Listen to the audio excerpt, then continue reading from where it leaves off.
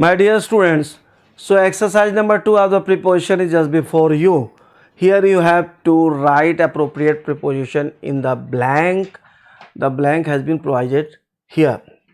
He lives, देखिए अगर महानगर या उससे बड़े स्थान की बात हो रहने इत्यादि के लिए तो वहाँ पे हम इनका प्रयोग करेंगे, और छोटी जगह है तो वहाँ पे हम किसका प्रयोग करेंगे? एट का प्रयोग करेंगे. He lives in Hyderabad. He lives at 48 Tilak street. He started. Question number 2 देखिएगा.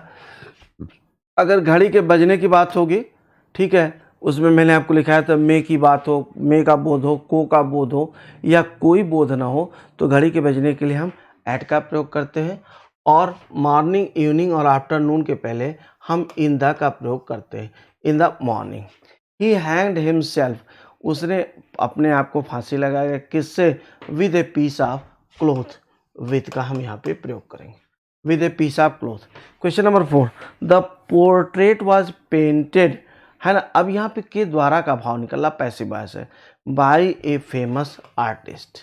Bye a famous artist who flourished, जो कि फ्लरिश किए थे. कब? किस सदी में?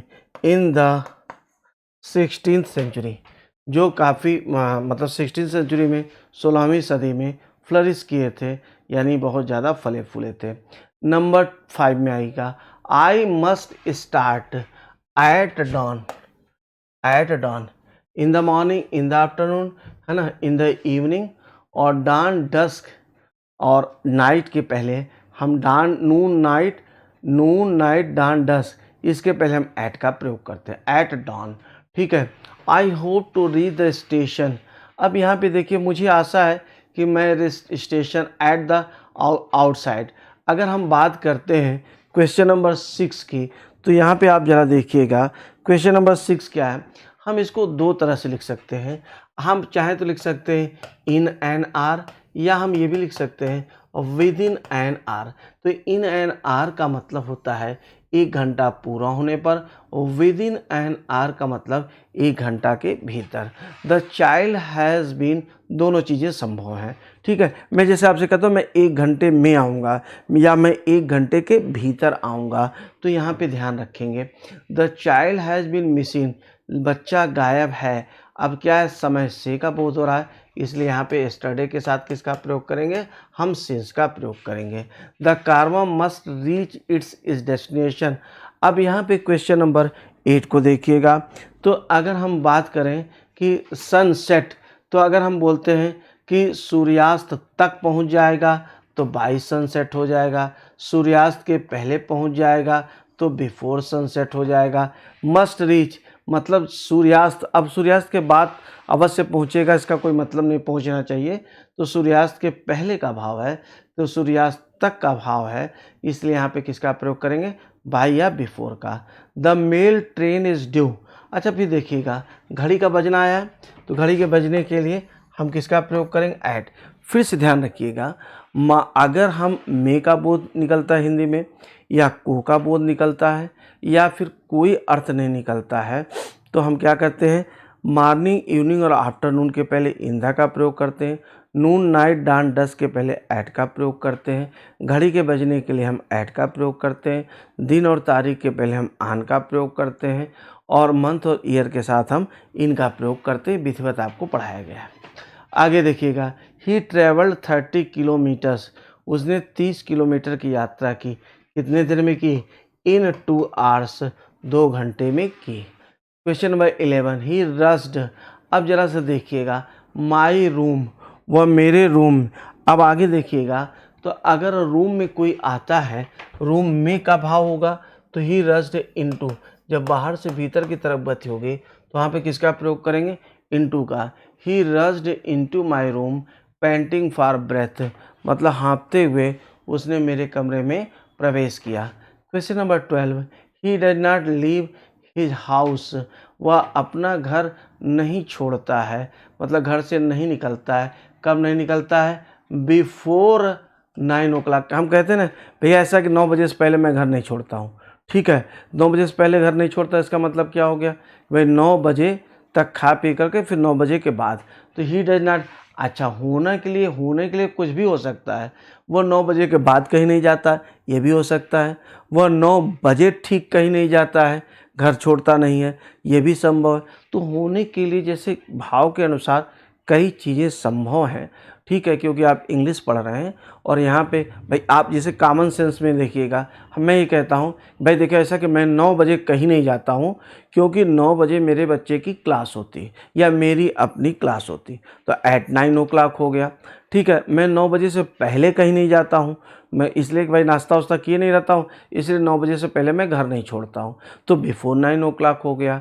अच्छा फिर हम ये क्या कहते हैं कि भाई 9 बजे के बाद मैं घर नहीं छोड़ता हूँ, इसलिए नहीं छोड़ता हूँ कि 9 बजे के बाद मेरे जिम में तमाम काम होते हैं, घर पे ही मुझे काम निपटाना होता है, इसलिए मैं घर नहीं छोड़ता हूँ। तो कुछ भी हो सकता है, लेकिन बेहतरीन क्या है जो सबके लिए कॉमन है, वो तो कुछ अपवादिक स्थितियाँ हो जाएंगी कि वह 9 बजे से पहले घर नहीं छोड़ता, मतलब 9 बजे खा पी करके तब घर छोड़ता है। द एक्सप्रेस डिपार्ट्स, अब ये एक्सप्रेस जो है ये ट्रेन का नाम है, वह छूटती कितने बजे छूटती है, एट 3 PM। कहाँ से छूटती है, फ्रॉम दिल्ली, दिल्ली से वो 3 बजे छूटती है। ह्यूमन सेक्रीफाइसेस वर प्रैक्टिस्ड है। तो क्वेश्चन नंबर 14 में देखिएगा, ह्यूमन से यहाँ पे क्या है, ये पैसिव वॉइस है, वर प्रैक्टिस्ड, ये किसके द्वारा प्रैक्टिस की जाती थी, बाय द नागाज, मतलब मानव की जो बलि दी जाती थी वो नागाओं के द्वारा दी जाती थी। I received his message 8 o'clock in the morning, ठीक है, सुबह के समय 8 बजे मुझे उसका मैसेज मिला। अब देखिएगा, last month I have seen him but once, केवल एक ही बार मैंने देखा है, तो क्या हो जाएगा, सिंस लास्ट मंथ, चूँकि परफेक्ट टेंस दिया गया है, एकदम कॉन्सेप्ट क्लियर है। पिछले महीने से मैं उससे मिला तो हूँ, लेकिन कितनी बार मिला हूँ, केवल एक बार मिला हूँ।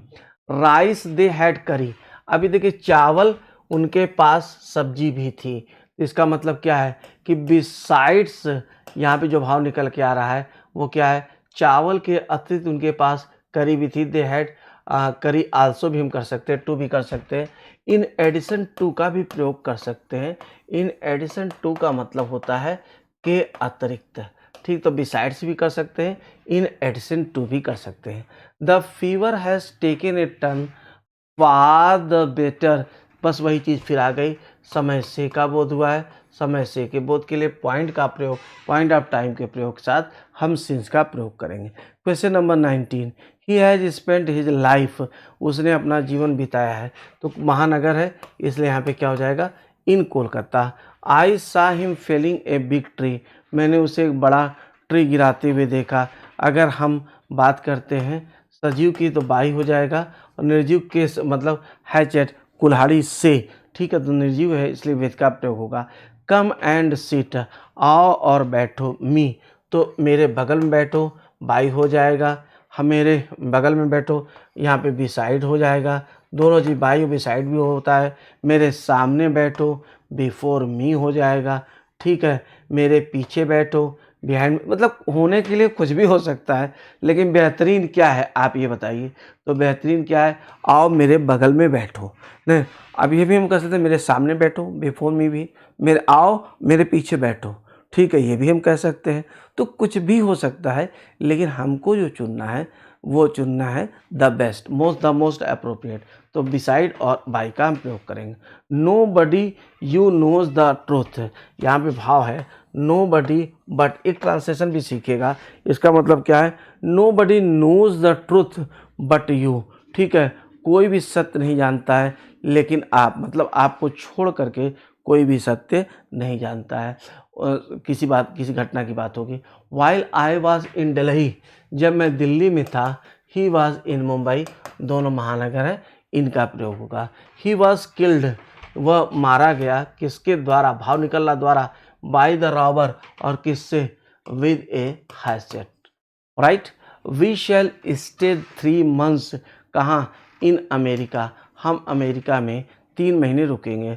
Rustam and Sohrab, there were 3 other boys present, अब ये क्या कह रहा है, रुस्तम और सोहराब, इसके उसमें तीन बच्चे, 3 लड़के और प्रेजेंट थे, तो भाव क्या निकल आ रहा है, बिसाइड्स, देखिए ध्यान रखिएगा, जैसे हम कहते हैं, मैं हिंदी के अगर अतिरिक्त अंग्रेजी भी जानता हूँ, तो बिसाइड्स भी कर सकते हैं, इन एडिशन टू का भी हम प्रयोग कर सकते हैं के अतिरिक्त।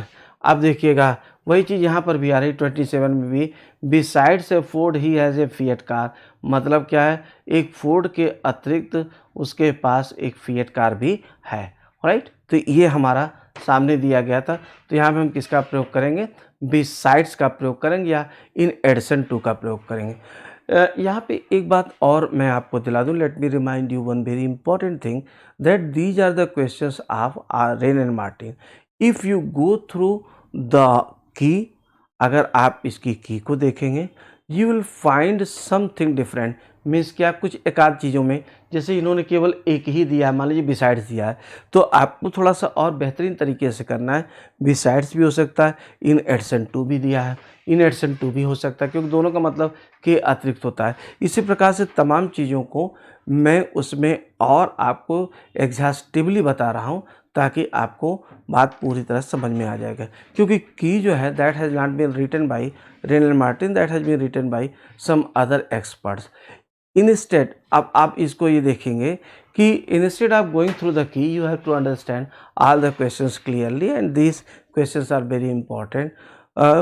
if we talk about competitive examination, we find ourselves in confident position when we go through all these sorts of structures. If we talk about TGT and PGT examination, these questions are highly important, though these questions are important for every type of competitive examination, whether we are preparing for SSC, Bank PO, NDA, CDS, whatever examinations we are preparing for, these questions are of highly, of very important nature.